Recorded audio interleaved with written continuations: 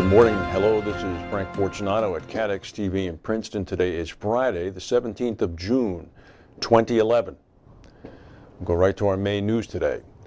The Chief Executive Officer of Hiscox, Masojada, had some very interesting comments yesterday speaking at a conference in Bermuda.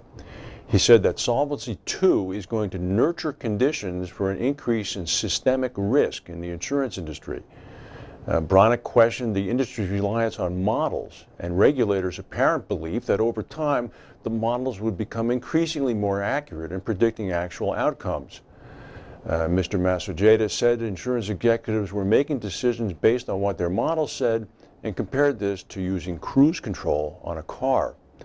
He said the models are only as accurate as the data built into them, and those who built them knew only too well of the large number of assumptions made in the model building process.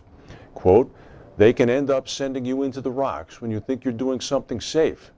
He said that the introduction of the new EU solvency rules due to take effect in 2013 implied that the models were improving over time, and he said that this sets us up for systemic risk. He said every one of us uses the same set of models, so we're all doing the same thing, just like when the banks were all doing the same thing. He said, well, there was a lot of talk in the industry about recent cat losses and the scale of hurricane losses that would turn the market. Masojada said he seldom heard talk about statistics. He said there had been about 6 hurricanes per year, with about 1 in 6 making landfall in the U.S., which is a key factor for insurance industry consideration. That analysis calculated an 80% probability that a hurricane would hit the U.S. this year and a 70% chance of a hurricane causing losses of over $1 billion. However, he indicated that the model differentials are a little bit different than that. It's very interesting that Mr. Masojada is coming out and saying this. This really strikes at the heart of some of the conclusions that the Solvency II people are hoping for.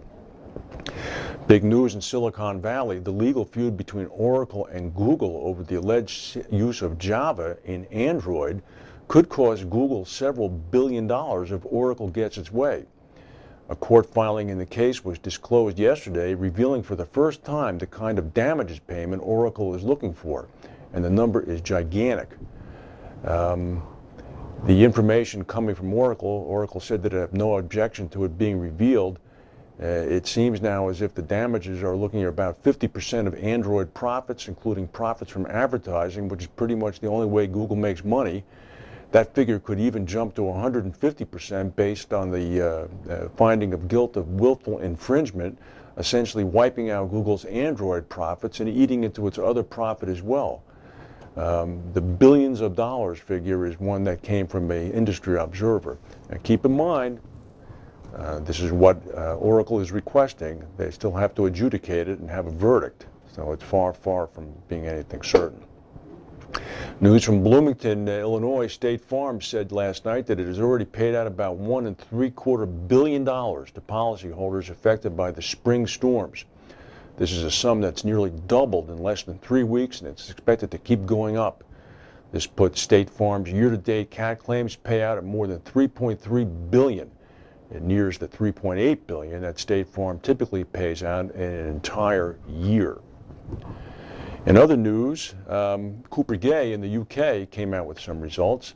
They actually incurred a loss for 2010 of about £381,000. This compares with a profit of about £740,000 in 2009. The 2009 profit, though, was largely driven by a £4.8 million tax credit, which offset the company's pre-tax loss of £4.1 million. In 2010, Cooper Gay returned to pre-tax profitability with a profit of £2.2 million, but that one was wiped out by a $2.6 million tax bill, resulting in an after-tax loss. The return to pre-tax profitability was largely driven by a 9% reduction in operating expenses. Remember, they outsourced their back office sourcing with exchanging, and then they also ended up acquiring Sweat & Crawford.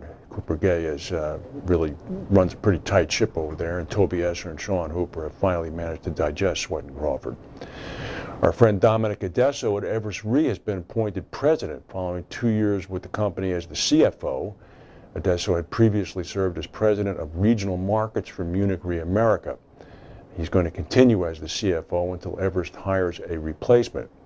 John Doucette has been promoted to Chief Underwriting Officer for Worldwide Reinsurance. Doucette has been with Everest for 3 years, and he previously had been with Max Capital.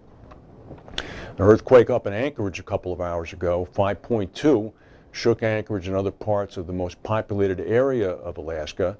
No damage or injuries. And a very sad situation is happening in Paris. The last 104 salvaged bodies from the Air France flight that crashed into the Atlantic 2 years ago began to arrive in a laboratory in Paris today to be identified. Containers with the bodies arrived in trucks at the Paris Medical Legal Institute to undergo dental and DNA tests. Some victims' relatives could be seen arriving at the lab as well.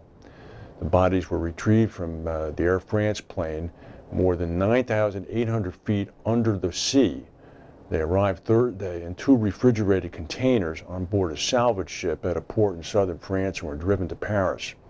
Once the bodies are confirmed identity-wise, they're going to be handed over to the family for burial. The plane crashed en route from Rio to Paris on June 1st, 2009. That's all the news for today. If we have any breaking news, we'll be back to tell you. In the meantime, we wish you a pleasant weekend and thank you for watching.